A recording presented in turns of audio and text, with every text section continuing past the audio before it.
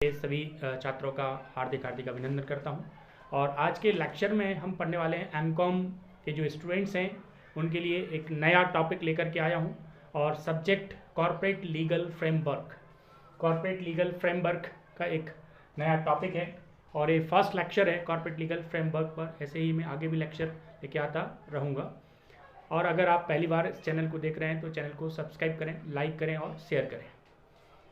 Corporate legal framework it means यहाँ पर corporate sector के अंदर एक लीगली जो कानून बनाया जाता है उसका एक ढांचा तैयार किया जाता है, उसको कॉर्पोरेट लीगल फ्रेमवर्क बोला जाता है।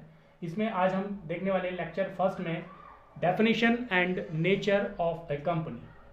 इसका डेफिनेशन क्या होगा, परिभाषा क्या होगी और उसका विशेषताएं या नेचर क्या होगा, इसके बारे में आज हम थोड़ा सा ब्रीफली समझने वाले हैं।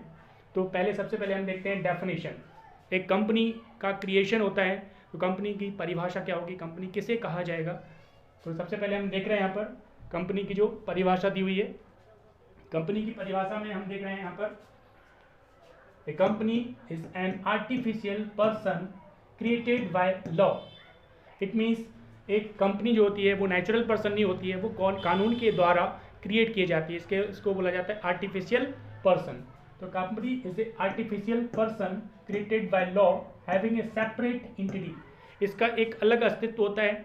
जो कंपनी क्रिएट होती है उसका एक अलग अस्तित्व होता है, उसके मेंबर्स उससे अलग होते हैं। तो separate entity with A perpetual succession. Members के आने से, जाने से या किसी मेंबर्स के इंसॉल्वेंट होने से कंपनी कभी भी बंद नहीं होती है, इंसॉल्वेंट नहीं होती है, कंपनी बाइंड अप नहीं होती है और ये स्थायी रूप से कंटिन्यू चलती रहती है। Perpetual succession and A common seal. जैसे एक व्यक्ति जो सिग्नेचर कर सकता है लेकिन कंपनी एक सिग्नेचर के स्थान पर एक कॉमन सील, उसको एक मुद्रा दी जाती है, सार मुद्रा जिसको बोला जाता है। तो मुद्रा के रूप में वो क्या करती है, अपनी एक स्ट्रक्चर करती है, सिग्नेचर कर रही होती है। इस प्रकार से डेफिनेशन देखा, the company is an artificial person created by law having a separate entity with A perpetual succession A common seal. इसका नाम आते हैं कंपनी की विशेषताएं। इसको नेचर और कैरेक्टरिस्टिक्स ऑफ कंपनी। कंपनी की क्या क्या विशेषताएं होती हैं, कंपनी की विशेषताओं से हम जान सकते हैं कि कंपनी किस प्रकार से वर्क कर रही होती है। सबसे पहली विशेषता यहाँ पर होती है N artificial person created by law. It means एक कृत्रिम व्यक्ति कहा जाता है और जिसको कानून के द्वारा बनाया जाता है, कानून के द्वारा ही बनाया जाता है और कानून के द्वारा ही उसका बाइंडिंग अप होता है, समापन हो सकता है। इसलिए इसको बोला जाता है N artificial person created by law. Second यहाँ पर जो लिखा है सेपरेट लीगल एंटिटी, कानूनी रूप से इसको अलग अस्तित्व दिया जाता है। इट मीन्स जो संपत्ति खरीदी जाती हैं वो कानूनी तौर पर कंपनी के द्वारा खरीदी जा रही। और सेपरेट लीगल एंटिटी का मतलब ये होता है कि एक कंपनी किसी दूसरे पक्ष पर क्लेम कर सकती है, दूसरा पक्ष उस पर क्लेम कर सकता है। तो एक तरह से पूरा आर्टिफिशियल पर्सन की तरह उसका सेपरेट लीगल अस्तित्व होता है और वो कानूनी कार्रवाई करने के लिए स्वतंत्र होती है। Perpetual existence, it means member आते हैं, मेंबर चले जाते हैं। मेंबर्स के बदलने से कंपनी का जो स्थायित्व है, कंपनी कभी समाप्त नहीं होती है, कंपनी हमेशा चलती रहती है, अनवरत चलती रहती है, निरंतर चलती रहती है, कंटिन्यूअस चलती रहती है। इसको बोला जाता है परपेचुअल एग्जिस्टेंस। नेक्स्ट होता है लिमिटेड लायबिलिटीज। इट मीन्स जो मेंबर्स होते हैं, कंपनी के मेंबर्स होते हैं, उनकी जो लायबिलिटीज़ होती है वो लिमिटेड होती है।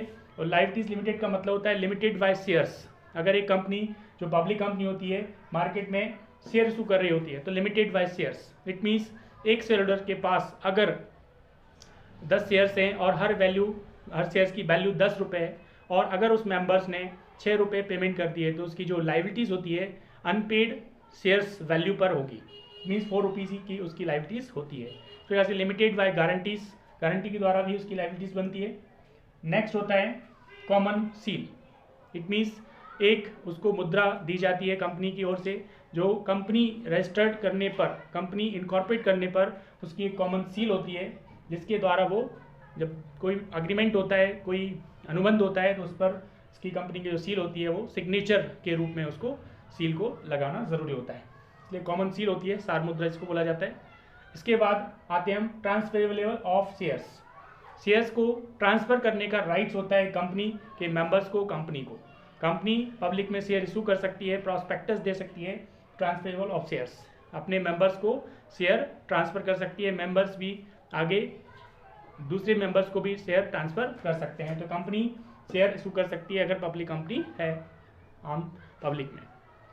Minimum and maximum number of members, एक कंपनी को अगर हम 2 पार्ट्स में डिवाइड करें, प्राइवेट कंपनी और पब्लिक कंपनी, तो प्राइवेट कंपनी में मिनिमम 2 मेंबर्स और मैक्सिमम 200 मेंबर्स हो सकते हैं अंडर कंपनीज एक्ट 2013। नया कंपनी एक्ट 2013 में मिनिमम 2 मेंबर्स अगर प्राइवेट कंपनी है, और अगर पब्लिक कंपनी है तो मिनिमम 7 मेंबर्स से कंपनी स्टार्ट कर सकते हैं, और इसकी जो मैक्सिमम अनलिमिटेड होते हैं, कोई लिमिट नहीं है। तो मैक्सिमम और minimum number of members. Binding up of a company, company की जब शुरुआत कानून के द्वारा होती है, कंपनी का जो निर्माण फॉर्मेशन कानून के द्वारा होता है, क्योंकि कहा जाता है artificial person created by law, law के द्वारा बनाया जाता है। तो कंपनी अपने आप समाप्त नहीं होती है, किसी मेंबर्स के आने या जाने से समाप्त नहीं होती है। जब कंपनी का निर्माण कानून के द्वारा किया जाता है, उसका समापन भी कानून के द्वारा लीगली किया जाएगा। यहाँ पर हमने एक विशेषता देखी है, सेपरेट लीगल एंटिटी। ये सेपरेट लीगल एंटिटी का मतलब होता है, एक इसके ऊपर केस स्टडी दी गई है कि एक mister Salomon versus Salomon and company, Salomon versus Salomon and company. ये सालोमन एक बिजनेसमैन था, और सालोमन की एक जो केस स्टडी है उसको मैं थोड़ा सा आपको बताना चाहूँगा। तो केस स्टडी में कहा जाता है कि Salomon had a boot business, Salomon के पास एक बूट बिजनेस था। He sold the business to a company named Salomon and company limited, और उसने अपना बिजनेस कंपनी को बेच दिया। उस कंपनी का नाम क्या था? Salomon and company limited, which he formed. Company अस्तित्व में आई। उसके बाद क्या होता है? There are 7 members. इस कंपनी में जो सालोमन एंड कंपनी लिमिटेड थी, उसमें देयर आर 7 मेंबर्स, 7 मेंबर्स थे। His wife, daughter and 4 sons who took 1 shares each. हर एक का एक शेयर्स था, इसकी वैल्यू $1 थी। एंड सालोमन हिमसेल्फ, सालोमन ने स्वयं यहाँ पर who took 20,000 shares, the value price of $20,000, the price paid by company. और जब सालोमन को पेमेंट किया गया इस पर्टिकुलर प्राइस का, तो कंपनी सालोमन वाज 30,000, इसका पेमेंट हुआ 30,000। But instead of paying him cash में पेमेंट नहीं हुआ, the company gave him 20,000 fully paid up shares of $1 each and 10,000 in debentures. उन्होंने शेयर्स और डिवेंचर्स के रूप में पेमेंट किया। Owing to strike the boot trade the company was bind up. Company में स्ट्राइक हो जाती है और कंपनी बाइंड अप हो जाती है, बाइंडिंग अप में चली जाती है। The assets of the company amounting to $6,000। उस समय जब कंपनी का समापन हुआ तो $6,000 की उसकी क्या थी? कैपिटल थी। डेप्ट amounting to $10,000 due to Salomon and secured by debentures, and a further debts $7,000 due to unsecured creditors। तो जो आरक्षित लेनदार थे उनकी अमाउंट थी 7,000। The unsecured creditors claimed that has Salomon and Company Limited, उन्होंने सालोमन कंपनी लिमिटेड पर claim करा है कि was really the same person as Salomon, Salomon और सालोमन कंपनी सेम पर्सन है, तो इसलिए उनको पेमेंट नहीं होना चाहिए। He could not owe money himself, अपने आप को पेमेंट नहीं कर सकते। And that they should be paid there 7,000 first, $7,000 को पहले पेमेंट किया जाए। अनसिक्योर्ड क्रेडिटर्स का एक क्लेम था। उस कंडीशन में 2 डिसीजन लिए गए कि company is the legal entity separate and distinct from individuals who composed. यहाँ पर बोला गया कि सेपरेट लीगल एंटिटी सालोमन और सालोमन कंपनी अलग अलग हैं, इसलिए पहले सिक्योर्ड क्रेडिटर्स को पेमेंट किया जाएगा।